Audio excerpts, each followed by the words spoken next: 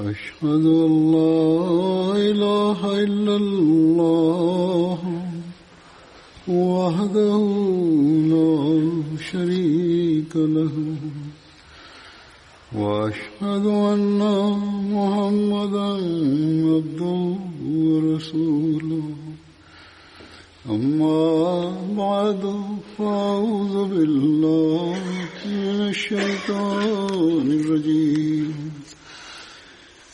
بسم الله الرحمن الرحيم الحمد لله رب العالمين الرحمن الرحيم مالك يوم الدين إياك نعبد وإياك نستعين اهدنا الصراط المستقيم صراط الذين أنعمت عليهم غير المغضوب عليهم ولا الضالين.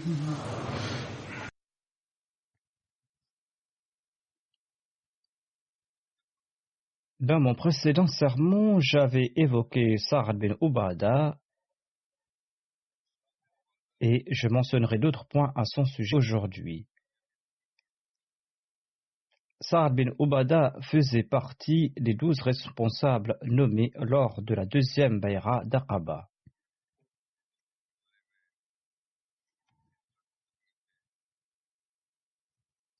Dans l'ouvrage Sirat Khatam al-Nabiyyin, Hazrat Mirza Bashir Ahmad Sahib écrit à son sujet: Sa'd appartenait à la famille Banu Sa'da de la tribu Khazraj et il était le chef de toute la tribu Khazraj et il faisait partie des Ansar les plus distingués ayant accepté le saint prophète Mohammed paix soit lui. Au point où, lors du décès du saint prophète Mohammed paix soit lui, certains Ansar avait présenté son nom pour être nommé calife. C'est-à-dire parmi les noms présentés par les Ansar, il y avait le nom de Sa'd. Sa'd est décédé à l'époque du calife Omar.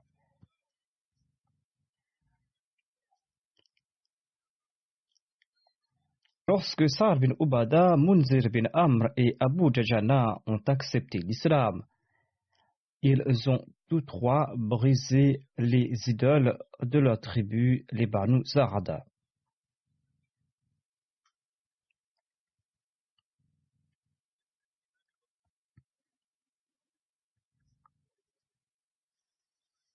Lors de l'immigration à Médine, lorsque le saint prophète Mohammed lui est passé tout près des maisons des gens des Banu Sa'da, eh bien Sa'd bin Ubadah, Munzir bin Amr et Abu Dujana ont déclaré: Ô messager d'Allah, venez chez nous. Nous sommes des gens respectables, nous sommes riches, nous sommes puissants et nous sommes forts. Sa'd bin Ubadah a ajouté: Ô messager d'Allah, il n'y a aucun homme parmi ma tribu qui possède plus de palmeraies, plus de puits que je ne possède, qui soit plus riche que moi, qui soit plus puissant que moi, et dont la suite est plus nombreuse que la mienne. Sur ce, le saint prophète Mohammed paix soit lui a répondu: Ô Abu Thabit, laisse passer cette chamelle qui est sous le commandement de Dieu. Elle se déplacera à l'église. Comme je l'avais mentionné, Sa'd bin Ubadah avait été nommé responsable de la tribu Banu Sa'da. Le saint prophète Mohammed paix soit lui avait établi un lien de fraternité entre Sa'd et Tulay bin Umayr. Tulay bin Umayr qui avait quitté la Mecque pour s'établir à Médine.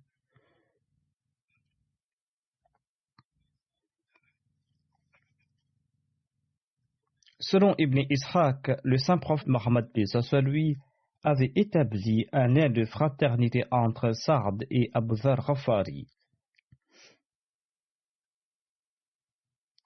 Mais certains sont d'avis contraire à l'instar de Waqidi qui refute ce point. Selon lui, le saint prophète Mohammed paix soit sur lui avait établi ces liens de fraternité entre les compagnons avant la bataille de Badr. Et Abu Dharr Ghaffari ne se trouvait pas à ce moment-là à Médine. D'ailleurs, il n'avait pas pris part à la bataille de Badr, à la bataille d'Uhud et la bataille du Fossé. Il s'était présenté auprès du saint prophète Mohammed paix soit sur lui après ces batailles. Voilà l'argument qui est présenté.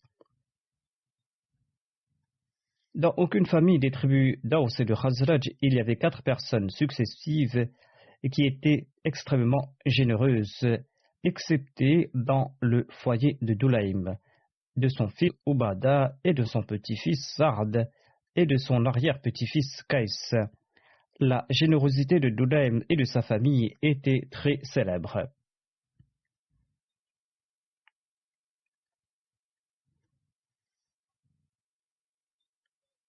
Lorsque le saint prophète Mohammed lui s'était établi à Médine, Sa'd envoyait quotidiennement un grand bol pour le saint prophète Mohammed lui. Un bol qui contenait du farid, un plat à base de viande et de miel de pain, ou du farid à base de lait, ou du farid à base de vinaigre ou d'olive, ou un bol de graisse animale. Il envoyait le plus souvent un bol de viande. En plus du saint prophète Mohammed paix soit sur lui, ces plats étaient également envoyés à ses épouses.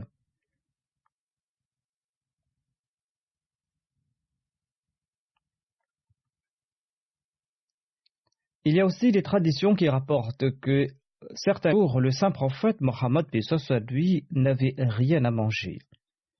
Il est possible que Sa'd envoyait ces plats très souvent, mais pas quotidiennement, ou qu'il en envoyé au début de la vie du saint prophète paix soit sur lui à Médine, où il est également possible qu'en raison de sa grande générosité et de son souci des pauvres, le saint prophète Mohammed paix soit sur lui distribuait ses plats parmi les plus démunis, parmi ses invités, et c'est pour cette raison qu'il n'y avait rien pour lui.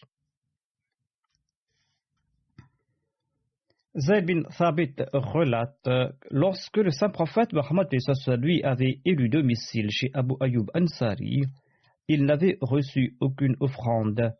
La première que je lui ai présentée était une assiette qui contenait du farid, de galettes de blé et de viande, ainsi que du lait.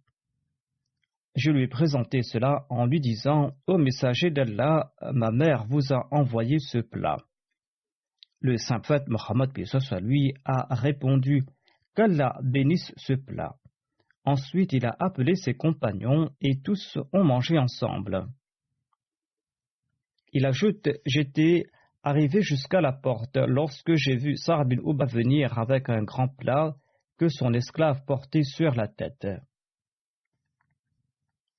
Je me tenais debout devant la porte d'Abu Ayyub et j'ai soulevé le tissu qui recouvrait le plat afin de voir de quoi il s'agissait. Et j'ai vu qu'il s'agissait de farid à base d'os. Et l'esclave a présenté cela au saint prophète Mohammed paix soit sur lui. Zayd ajoute, nous habitions dans les maisons des gens de Banu Malik bin Najjar.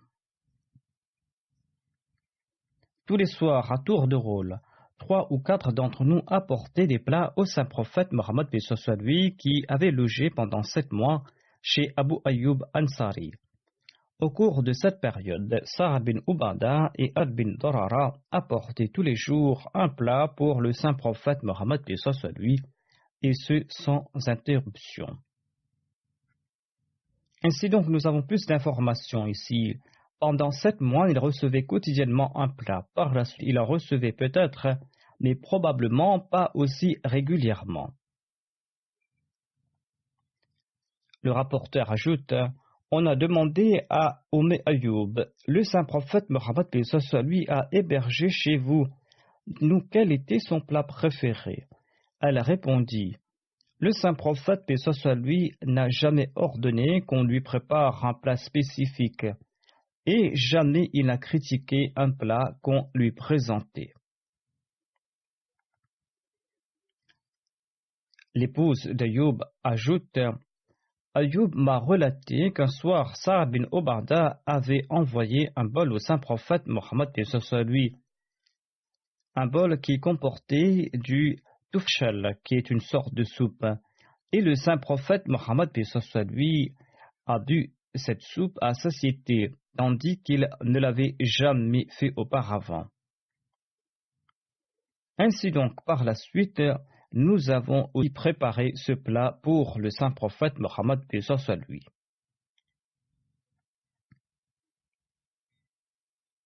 Ainsi donc, le saint prophète Mohammed lui ne demandait jamais qu'on lui cuisine un plat spécifique, il ne critiquait jamais la nourriture qu'on lui présentait. Mais lorsqu'on lui a présenté cette soupe, eh bien, il l'a beaucoup appréciée et il l'avait bu avec beaucoup de plaisir. Suite à cela, les compagnons avaient su que le saint prophète, paix soit lui, appréciait ce plat et il en préparait pour lui. Zayd ajoute, nous préparions également du haris pour le saint prophète Mohammed, paix soit lui. Il s'agit d'un plat célèbre composé de viande et de blé. Et lors du dîner, 16 personnes mangeaient avec le saint prophète Mohammed lui, et ce nombre dépendait de la quantité de nourriture. Hazrat Mirza Bashir Ahmad Sahib a également écrit à propos du séjour du saint prophète Mohammed lui chez Abu Ayyub Ansari. Il déclare à ce propos: le saint prophète Mohammed lui logea pendant 7 mois dans cette maison. Selon un récit rapporté par Ibn Ishaq, il résida jusqu'au mois Safar de l'an 2 de l'Hégire. Le saint prophète Mohammed lui avait résidé chez Abu Ayyub Ansari tant que la mosquée Naboui et les maisons aux alentours n'avaient pas été construites. Abu Ayyub lui présentait ses plats et mangeait ce qu'il en restait. En raison de son amour pour le saint prophète, lui, Abu Ayyub plaçait ses doigts là où le saint prophète Mohammed lui avait mangé. Les autres compagnons envoyaient également de la nourriture au saint prophète lui. Parmi ceux-là, le plus célèbre qui est resté dans l'histoire est celui de Sa'ad bin Ubadah, le chef de la tribu de Khazraj. Anas relate, Sa'ad bin Ubadah demanda au saint prophète Mohammed lui: ô messager d'Allah, je vous invite à venir chez moi. Le saint prophète Mohammed lui s'est rendu chez lui. Sa'ad a apporté des dattes ainsi que du sésame, et il apporta aussi un bol de lait qu'avait bu le saint prophète Mohammed lui. Qais bin Sa'd, qui était le fils de Sa'ad bin Ubadah, déclare: le saint prophète lui nous a rendu visite. Et lorsqu'il est venu devant notre porte, il s'est annoncé en déclarant Assalamu alaikum wa rahmatullah. Le saint prophète, paix soit lui, a salué les membres de la famille. Mon père a répondu tout doucement à sa salutation, a déclaré Qais. Qais a dit: j'ai demandé à mon père, est-ce que vous n'allez pas inviter le saint prophète à entrer? Saad a répondu à son fils: laisse le saint prophète, paix soit lui, nous envoyer encore plus de salutations. Et le saint prophète Mohammed, paix soit lui, est reparti après avoir envoyé ses salutations. Le saint prophète, paix soit lui, avait envoyé des salutations. Saad y avait répondu, mais à voix basse, afin que le saint prophète le salue de nouveau, afin qu'il y ait encore plus de salutations pour son foyer. Le saint prophète, paix soit lui, avait donc rebroussé chemin après ces salutations. Saad l'a poursuivi et lui a dit: ô messager d'Allah, j'avais bien entendu vos salutations, je vous répondais à voix basse afin que vous en envoyiez encore plus. Et le saint prophète, paix soit lui, est revenu ensuite avec Saad. Saad proposa au saint prophète de prendre un bain et il l'a fait. Ensuite, il lui a offert une couverture jaune teinte avec du safran ou du wars, qui est une plante jaune qui pousse au Yémen. Le prophète, paix soit lui, se couvrit avec cette couverture et il a joint ses mains et il a prié: ô Allah, répands tes salutations et ta grâce sur les enfants de Sa'ad bin Ubadah.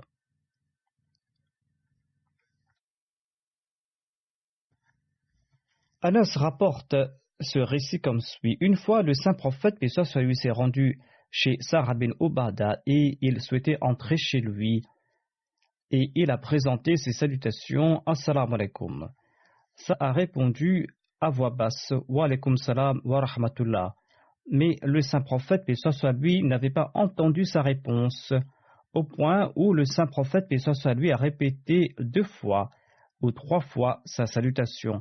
À chaque fois, Saad répondait d'une voix basse, tant et si bien que le saint prophète, paix soit sur lui, n'avait pas entendu sa réponse. Ainsi, le saint prophète, paix soit sur lui, a rebroussé chemin. Saad l'a poursuivi et lui a dit, envoyé d'Allah, que mes parents soient sacrifiés pour vous. J'ai entendu chacune de vos salutations et j'y ai répondu, mais vous ne m'avez pas entendu. Je souhaitais profiter davantage de vos prières en faveur de la paix et de vos bénédictions. Ensuite, il a emmené le saint prophète, paix soit sur lui, et il lui a présenté des abricots. Le saint prophète Mohammed, paix soit sur lui, en a consommé et il a déclaré que les gens pieux ne cessent de consommer ta nourriture, que les anges prient en ta faveur et que les jeûneurs viennent rompre leur jeûne chez toi. C'est ainsi donc que le saint prophète, paix soit sur lui, a prié pour lui. Alama ibn Asiri relate que durant la soirée, on venait prendre 1 ou 2 membres des Ashab Soufa pour leur offrir un repas. Sa'ad bin Ubadah, quant à lui, invitait 80 Ashab Soufa. Selon d'autres récits, certains jours, les Ashab Soufa n'avaient rien à manger. En tout cas, en général, les compagnons s'occupaient de ces pauvres qui étaient toujours au seuil du saint prophète Mohammed, paix soit sur lui. Et d'entre tous, c'était Sa'ad bin Ubadah qui était le plus bienveillant à leur égard.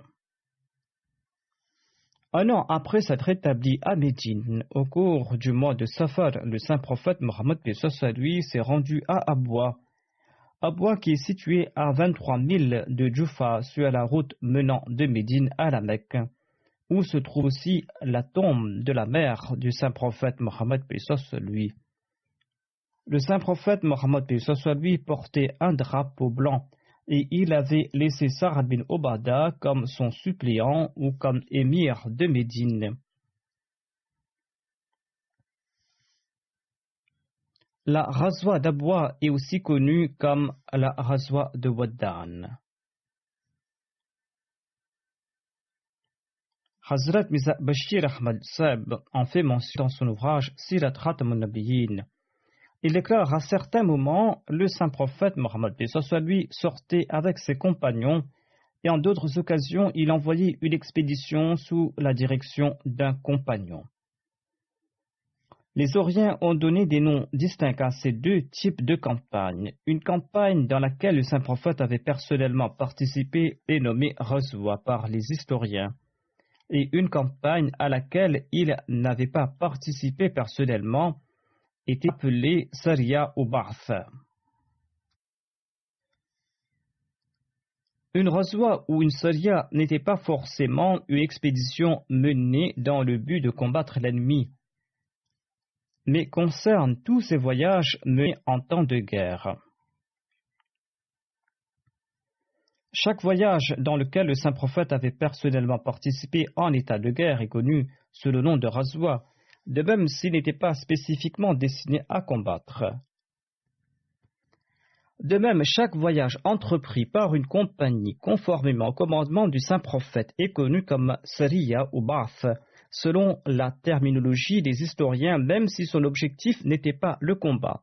Cependant, par ignorance, certaines personnes considèrent toute Ghazwa ou toute Sariya comme une expédition menée pour le combat. Mais cette interprétation est incorrecte. La permission divine pour livrer le combat par l'épée a été accordée pendant le mois de Safar au cours de la 2e année de la migration. Une action immédiate était nécessaire pour protéger les musulmans des intentions sanguinaires et des stratagèmes menaçants des Quraysh. Sur ce, le saint prophète est parti de Médine avec une compagnie de muhajirin en prenant le nom d'Allah. Avant le départ, le prophète Mohammed, paix soit sur lui, a nommé Sa'ad bin Ubadah, le chef des Khazraj, comme émir de Médine en son absence. et le saint prophète s'est dirigé vers le sud-ouest de Médine sur la route de la Mecque. Et il est arrivé à le compte à Waddan. Les habitants de la tribu Banu Damra résidaient dans cette région. Cette tribu était une branche des Banu Kinana et ses membres étaient ainsi les cousins paternels des Quraysh. En arrivant ici, le saint prophète Mohammed sallallahu alayhi wa sallam a engagé des discussions avec le chef des Banu Damra et il a conclu un traité d'un commun accord. Les conditions de ce traité étaient que les Banu Damra entretiendraient des relations amicales avec les musulmans et ils n'aideraient pas les ennemis des musulmans contre les musulmans. De plus, lorsque le saint prophète Mohammed lui les appellerait pour soutenir les musulmans, ils viendraient immédiatement. D'autre part, le saint prophète Mohammed lui a promis que les musulmans entretiendraient des relations amicales avec les Banu Damra et il les aiderait en cas de nécessité. Ce traité a été formellement rédigé et signé par les deux parties. Et le saint prophète Mohammed lui est rentré à Médine après une absence de 15 jours.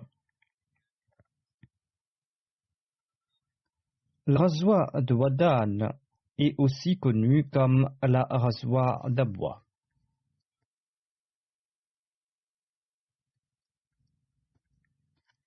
En effet, le village d'Abwa est proche de Waddan et la noble mère du saint prophète lui a rendu l'âme à Abwa. Les historiens écrivent qu'en signant ce pacte avec les Banu Damra, le saint prophète Mohammed lui avait en tête les Qurayshites. En réalité, cette campagne du saint prophète Mohammed lui était pour répliquer aux stratagèmes menaçants des Qurayshites. Son objectif était d'amoindrir l'influence négative et menaçante des caravanes des Qurayshites.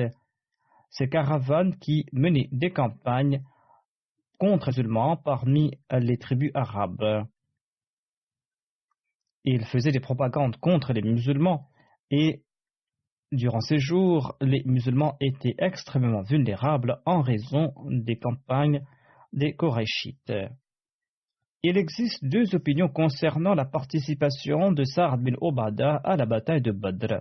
Selon Waqidi, Madaini et Ibn Qalbi, il aurait participé à la bataille de Badr, mais selon Ibn Ishaq et Ibn Uqba et Ibn Sa'd, il n'avait pas participé à cette bataille. La Tabaqat al-Qubra présente une explication à ce sujet à la lumière d'un récit. Il est dit que Sa'd bin Ubadah n'avait pas participé à la bataille de Badr. Il se préparait à se rendre à la bataille et il avait incité les Ansar à y participer. Mais avant le départ, il a été mordu par un chien et ceci l'a empêché de se rendre pour la bataille. Le saint prophète, paix soit lui, a déclaré: Sa'd n'avait pas participé à la bataille, mais il souhaitait le faire. Et le saint prophète lui a offert sa part du butin de la bataille. Sa'd bin Ubadah avait participé dans les batailles d'Uhud, d'Usay et dans les autres campagnes menées par le saint prophète Mohammed paix soit lui. Selon Al-Mustadrak, le drapeau des Ansar était entre les mains des Ansar le jour de la bataille de Badr. Avant de se rendre pour la bataille de Badr, Sa'd bin Ubadah avait offert une épée nommée Adab au saint prophète Mohammed paix soit lui, une épée que le saint prophète avait utilisée lors du combat. Sa'd bin Ubadah lui avait aussi offert un âne. Le saint prophète Mohammed paix soit lui avait 7 côtes de mailles, dont une se nommait Zatul Fudul en raison de sa longueur. C'était Sa'd bin Ubadah qui l'avait envoyé au saint prophète Mohammed paix soit lui lorsqu'il était sorti pour la bataille de Badr. Cette côte de mailles était en fer et le saint prophète paix soit lui l'avait placée en gage auprès d'Abu Shiham le juif pour 1 an pour 30 sars d'orge. Il s'agissait d'un emprunt négocié pour une période d'1 an. Ibn Abbas relate que le drapeau du saint prophète Mohammed lui était entre les mains d'Ali et le drapeau des Ansar était entre les mains de Sa'ad bin Ubadah. Le saint prophète Mohammed lui se plaçait sous le drapeau des Ansar lorsque le combat était à cheval. Les assauts des ennemis étaient plus féroces contre les Ansar car le saint prophète Mohammed lui se trouvait parmi eux. Oussa bin Zayd relate que le saint prophète lui voyageait à Doudan et sous la selle de l'animal se trouvait un tapis de la région de Fadak. Le saint prophète avait placé derrière lui Oussama bin Zayd et il partait visiter Sa'd bin Ubadah de la tribu Banu Harith bin Khazraj qui était malade. Cet incident avait eu lieu avant la bataille de Badr. Oussama relate, le saint prophète lui a croisé en cours de route un groupe où se trouvait Abdullah bin Ubay bin Saloul, qui n'était pas encore musulman à l'époque. Abdullah bin Ubay bin Saloul s'était comporté avec insolence au saint prophète Mohammed sallallahu alayhi wa sallam. Lorsque la monture du saint prophète lui a traversé tout près de l'assistance, eh bien la monture a soulevé de la poussière. Abdullah bin Ubay bin Saloul s'est couvert le nez avec son manteau et il a déclaré: n'envoie pas sur nous de la poussière. Le saint prophète lui a transmis ses salutations, il s'est arrêté et il est descendu de sa monture pour l'inviter vers la voie d'Allah et il lui a présenté des versets du Saint-Coran. Abdullah bin Ubay bin Saloul s'est adressé au saint prophète lui en ces termes: n'y a-t-il pas de meilleure parole que celle-là? Même si tes propos sont vrais, ne viens pas nous tourmenter ici. Retourne chez toi et raconte cela à celui qui viendra te voir là-bas. C'est un récit que j'ai déjà présenté dans le passé. Abdullah bin Rawaha, qui était un musulman, était présent sur les lieux. Il a déclaré: ô envoyé d'Allah, venez dans nos assemblées. Nous apprécions vos polythéistes et les juifs ont commencé à se disputer entre eux. Ils étaient sur le point d'en venir aux mains quand le saint prophète Mohammed lui les a clés. Et le saint prophète Mohammed lui les a ramenés à la raison. Ils se sont apaisés et le saint prophète lui est reparti sur sa monture vers Sa'd bin Ubadah. Et il a dit ceci à Sa'd: ô Sa'd, tu n'as pas entendu ce que Abu Hubab m'a dit aujourd'hui.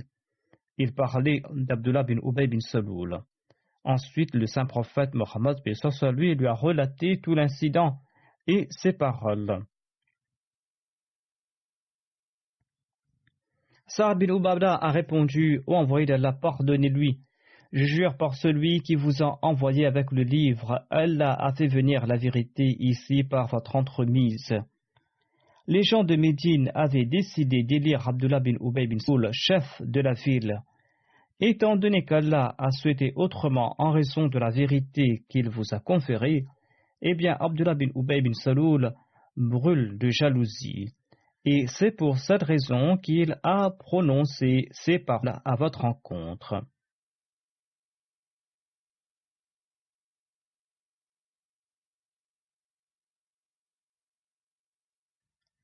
C'est-à-dire, il était sur le point d'être élu chef et quand le saint prophète est venu, il a perdu cette position et c'était pour cette raison qu'il était jaloux. Et c'est pour cette raison qu'il a prononcé ces paroles. En entendant ces paroles, le saint prophète, paix soit lui, a pardonné à Sa'd. Conformément au commandement d'Allah, l'envoyé d'Allah et ses compagnons pardonnaient les polythéistes et les gens du livre. Et ils faisaient montre de patience face à leur outrage. En effet, Allah a révélé ce verset.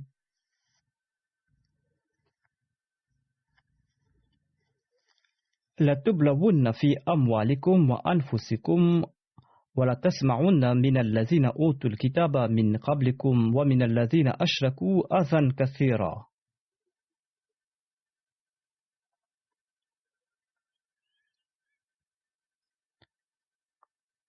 وَإِن تَصْبِرُوا وَتَتَّقُوا فَإِنَّ ذَلِكَ مِنْ عَزْمِ الْأُمُورِ. Vous serez sûrement éprouvés dans vos biens et dans vos personnes, et vous entendrez sûrement beaucoup de choses blessantes de la bouche de ceux à qui le livre a été transmis avant vous, et des associateurs. Mais si vous êtes endurants et si vous agissez avec droiture, eh bien, cela relève d'une forte volonté. Allah a aussi déclaré: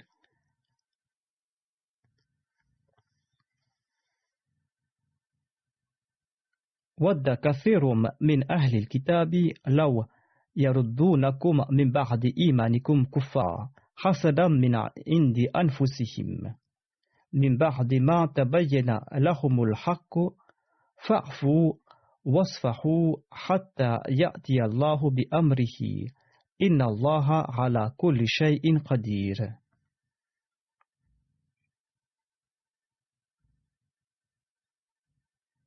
Un grand nombre de gens du livre aimeraient par pure jalousie vous ramener à l'incroyance après que vous ayez cru, une fois que la vérité leur soit devenue manifeste. Ordonnez-leur et laissez passer en attendant qu'Allah envoie son jugement. Assurément, Allah a le pouvoir de faire tout ce qu'il veut. Et le saint prophète Mohammed lui préférait le pardon conformément au commandement d'Allah. En fin de compte, quand Allah lui en a donné la permission, le saint prophète lui a livré bataille à Badr. Et lorsque Allah a fait mourir de grands chefs des Qurayshites, Abdullah bin Ubay bin Saloul et ses suivants, qui étaient des polythéistes et des idolâtres, ont conclu que la communauté de l'islam avait pris de l'ampleur. Et ils ont prêté allégeance au saint prophète Mohammed lui, et ils se sont convertis à l'islam.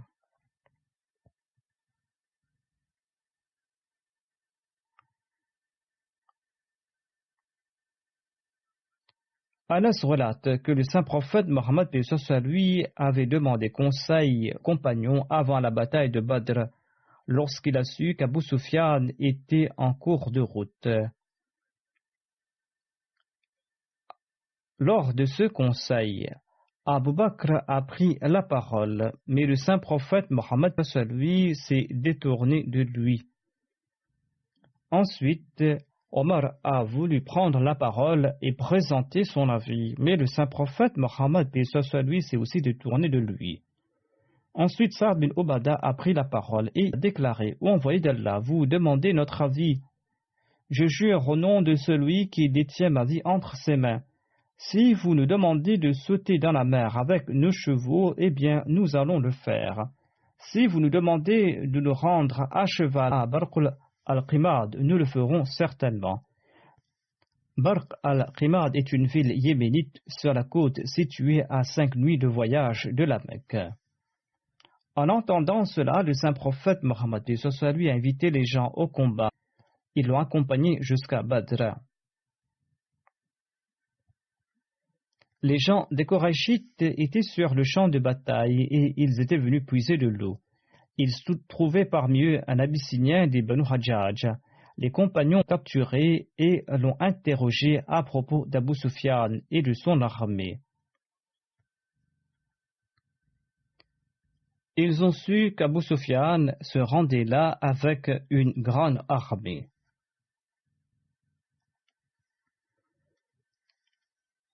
L'esclave répondait quant à lui: J'ignore tout d'Abu Sufyan, mais je sais qu'Abu Jahal, Utba, Shayba et Umayya bin Khalf sont campés tout près. Il se trouve Abu Jahal, Utba, Shayba et Umayya bin Khalf. Lorsqu'il a donné cette réponse, eh bien les compagnons l'ont tabassé. L'esclave a avoué: Arrêtez, je vais vous dire où se trouve Abu Sufyan. Lorsqu'il le relâchait, il donnait de nouveau sa première version de la réponse et disait: Je ne sais pas où se trouve Abu Sufyan, mais je sais qu'Abu Jahal, Utba, Shayba et Umayya bin Khalf sont en cours de route tout près de Badr.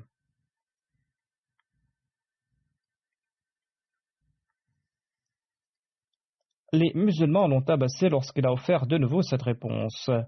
Le saint prophète, paix soit sur lui, était en prière et lorsqu'il a entendu tout ce bruit, il s'est empressé de terminer sa prière. Il a dit: je jure par celui qui détient ma vie entre ses mains. Lorsqu'il dit la vérité, vous le frappez, et lorsqu'il vous ment, vous le laissez. Le saint prophète a dit: il dit la vérité. Ensuite, le saint prophète, paix soit sur lui, a indiqué où tomberont sur le champ de bataille chacun des ennemis qu'il avait cités.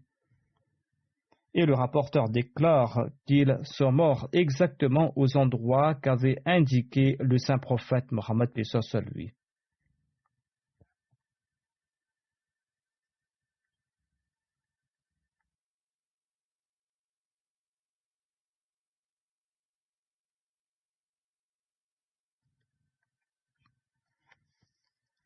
Dans la soirée d'un vendredi avant la bataille d'Uhud, Sa'ad bin Mu'adh, Usayd bin Hudayr et Sa'ad bin Ubada se sont rendus à la mosquée du saint prophète, paix soit sur lui, avec leurs armes afin d'assurer la sécurité du saint prophète Mohammed, paix soit sur lui, devant sa porte jusqu'au matin. Le saint prophète Mohammed, paix soit sur lui, est sorti de Médine pour la bataille à cheval. Il avait son arc à l'épaule, sa lance dans la main, et Sa'ad bin Mu'adh et Sa'ad bin Ubada couraient devant lui. Ils portaient tous deux leur cotte de mailles et les autres étaient placés à la droite et à la gauche du saint prophète Mohammed sallallahu alayhi wa sallam.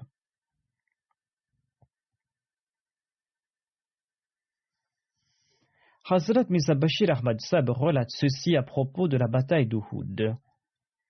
Le saint prophète Mohammed est sorti de Médine après la prière d'Asr avec un grand nombre de ses compagnons. Sa'ad bin Mu'adh et Sa'ad bin Ubada, les deux chefs de la tribu d'Aws et de Khazraj, couraient lentement devant la monture du saint prophète, paix soit lui. Les autres compagnons étaient à sa droite, à sa gauche ou derrière lui. Sa'ad bin Ubada faisait partie de ceux qui s'étaient tenus fermement aux côtés du saint prophète, paix soit lui, lors de la bataille d'Uhud. De retour à Médine, Sa'ad bin Mu'adh et Sa'ad bin Ubada avaient aidé le saint prophète, paix soit lui, à descendre de sa monture avant qu'il ne rentre chez lui.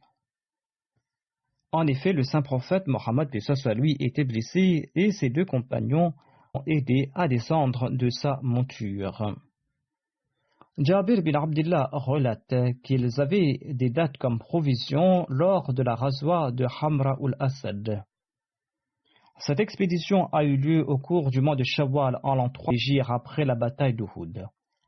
Les Quraysh qui étaient campés à Rawha, situé à 36 000 de Médine, ont décidé de lancer une attaque surprise sur la ville, étant donné que les musulmans étaient dans l'incapacité de répliquer en raison de leurs nombreuses pertes lors de la bataille d'Uhud.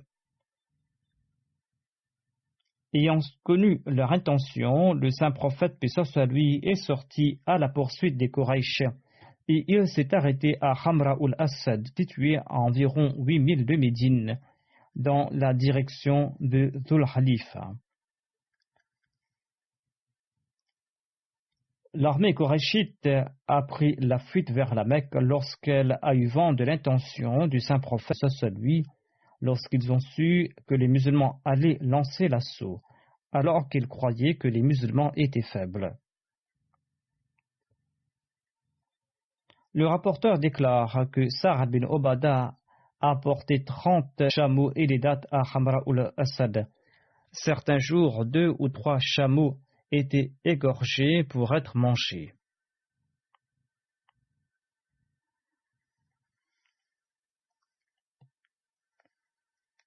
Le saint prophète Mohammed lui a mené une expédition contre la tribu juive des Banu Nadir au cours du mois Rabiul Awwal en l'an 4 de l'Hégire. Et il avait assiégé leur forteresse pendant 15 jours pour ensuite l'expulser à Khaybar.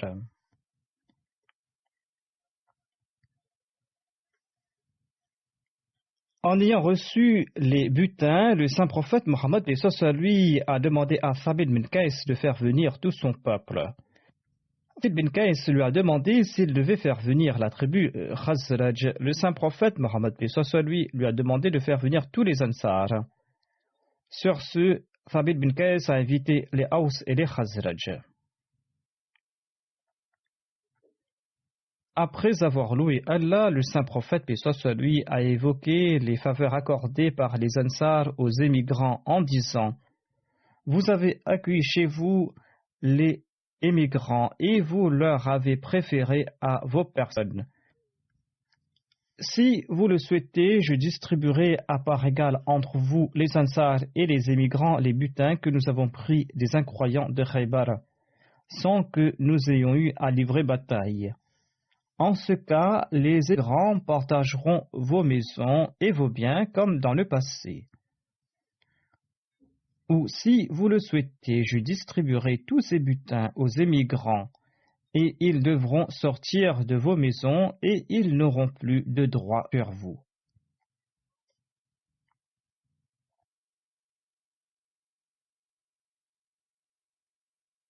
Je pourrai donc distribuer entre vous, les Ansar et les émigrants, à part égale ces butins, et les fraternités vont perdurer. Sinon, je pourrai tout offrir aux émigrants, et ainsi ils devront sortir de vos maisons. Ils auront ces butins, mais ils devront sortir de chez vous. Ils n'auront plus de droit sur vous, comme dans le passé. Sur ce, Sa'ad bin Obada et Sa'ad bin Mu'adh ont répondu: ô envoyé d'Allah, offrez tous ces biens aux émigrants, mais ils pourront demeurer dans nos maisons comme dans le passé, et nos liens de fraternité seront maintenus. Ils pourront prendre tous les butins et ils auront toujours des droits sur nous. Ils vont demeurer dans nos maisons comme dans le passé. Ces liens de fraternité perdureront. Tous les Ansar ont dit à l'unisson: nous sommes d'accord, ô envoyé d'Allah, et nous nous soumettons. Sur ce, le saint prophète Mohammed lui a déclaré: ô Allah, aie pitié des Ansar et de leurs fils. Ainsi, le saint prophète, paix soit lui, a distribué tous ses biens aux émigrants et à deux Ansari qui vivaient dans le besoin. Il s'agissait de Sahal bin Hunayf et d'Abu Dajana. Le saint prophète Mohammed paix soit lui a offert l'épée de Abu Hukayk à Sa'ad bin Mu'adh.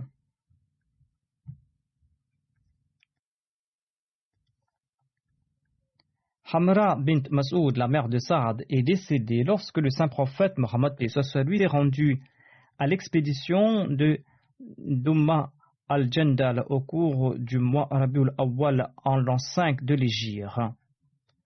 Saad avait accompagné le saint prophète lors de cette expédition.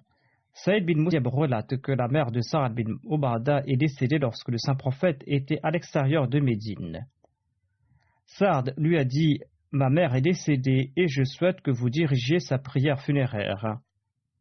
Et le saint prophète Mohammed lui a dirigé sa prière funéraire alors qu'elle était décédée un mois auparavant, parce qu'ils ont eu cette nouvelle un mois après. Ibn Abbas relate que Sa'ad bin Ubada a demandé conseil au saint prophète Mohammed lui à propos d'un vœu fait par sa mère et qu'elle n'a pas pu accomplir avant son décès. Sur ce, le saint prophète Mohammed lui a demandé d'accomplir ce vœu. Saïd bin Musayyab relate donc: Sa'ad bin Ubada s'est présenté au saint prophète Mohammed lui et l'a informé que sa mère n'avait pas fait de testament et avait demandé s'il pouvait faire une aumône en son nom et si cela lui sera profitable. L'envoyé d'Allah a répondu à l'affirmative et Saad lui a demandé quelle était l'aumône préférée. Le saint prophète a répondu: offrir de l'eau. En effet, l'eau faisait défaut à cette époque. Et selon un récit, Saad a creusé un puits en disant que c'était au nom de sa mère. Allama Abu Tayyib Shamsul Haq Azima Badi a écrit un commentaire des hadiths d'Abu Daoud. Il commente que le saint prophète, paix soit sur lui, avait dit à Saad que la meilleure des aumônes était d'offrir de l'eau parce qu'on manquait d'eau durant ces jours et l'eau est la denrée la plus importante. Le saint prophète Mohammed lui a aussi déclaré que l'aumône de l'eau est la meilleure car elle est très avantageuse dans le sphère religieuse et temporelle, en particulier dans les pays chauds. Allah a aussi évoqué cette faveur dans ce verset où il est dit: Wa anzalna minas sama'i ma'an tahura, c'est-à-dire nous faisons descendre de l'eau pure des nuages. Ainsi, à Médine, l'eau était en denrée très précieuse en raison de la chaleur et en raison de sa rareté. L'eau est aussi précieuse aujourd'hui encore, et c'est pour cette raison que l'État nous demande de ne pas la gaspiller. En tout cas, Saad bin Obada ne s'est pas contenté de creuser un puits. Ibn Abbas relate qu'il n'était pas présent à Médine lors du décès de sa mère. Il est parti en informer le saint prophète Mohammed lui. C'était peut-être après son retour du voyage. Il a dit au prophète d'Allah, ma mère est décédée et je n'étais pas présent.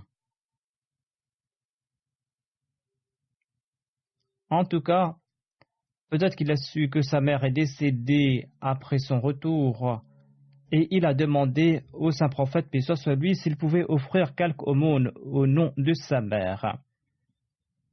Lorsque le saint prophète, paix soit lui, a répondu à l'affirmative, Saad a déclaré, ô envoyé d'Allah, j'offre mon verger de Makhraf en aumône et je vous prends comme témoin à cet égard. Ainsi, il faisait beaucoup d'aumônes et il était très généreux envers les pauvres. J'évoquerai, Inch'Allah, d'autres récits à propos de Saad bin Ubada.